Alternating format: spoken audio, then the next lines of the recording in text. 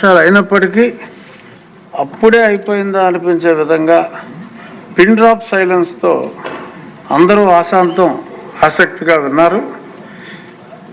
మీ presentation విన్న తర్వాత డెఫినెట్గా ఎంతోమంది తల్లిదండ్రులు కూడా చూసుంటారు. ఖచ్చితంగా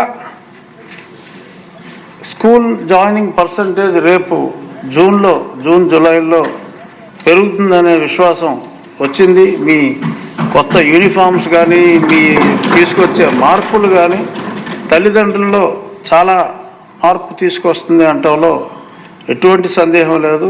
ఒక వ్యవస్థ బాగుపడాలన్నా పాడవాలన్నా నాయకుడే ముఖ్యం. పాడవాలంటే నాయకుడి పాత్ర ఏంటో గతంలో చూసాం. ఇప్పుడు బాగుపడాలంటే ఏంటి అనేది మీ అద్భుతమైన ప్రజెంటేషన్తో విజన్ 2047 అది ఉండాలి.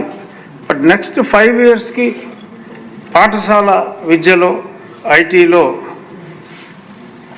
అంటే చాలా ప్రాక్టికల్గా మామూలుగా 2500ని 5 ఏళ్ళలో 25,000 చేద్దామన్నారు. అది అద్భుతం. 2,50,000 అనకుండా అలా ప్రాక్టికల్గా మీరు ప్రజెంట్ చేసిన విధానం మామూలుగా నేను కామెంట్లు చేయడం తప్పితే కాంప్లిమెంట్లు ఎప్పుడో కానీ ఇవ్వను.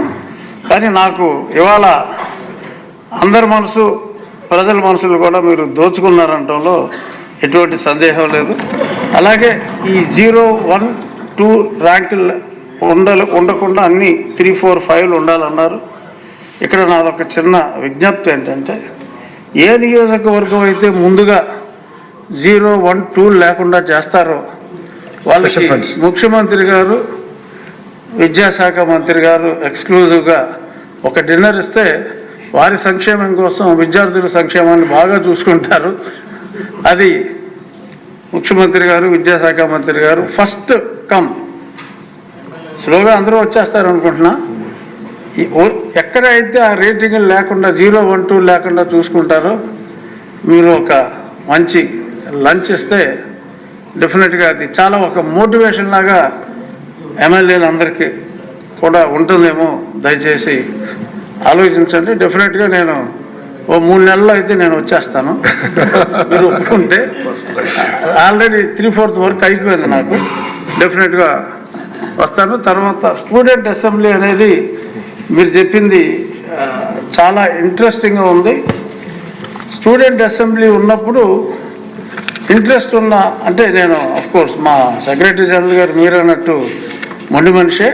బట్ మా స్పీకర్ గారు మేము మీ అసెంబ్లీ పరిదినాలు కూడా ఇవాళ 7 అయినా కూడా అందరూ ఆసక్తిగా ఉన్నారు.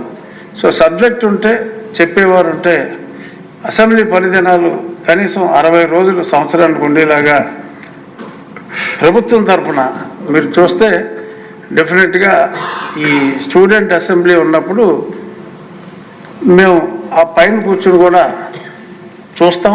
డెఫినెట్గా ఇవాళ విద్యార్థుల దగ్గర నుంచి కూడా మేము నేర్చుకోవాల్సింది చాలా ఉందండి. మీకు ఎంతో ఆసక్తి ఉంది. ఆ ఆసక్తికి తగిన శక్తి ప్రసాదించాలని భగవంతుని కోరుకుంటున్నాం. Thank you. ఇప్పుడు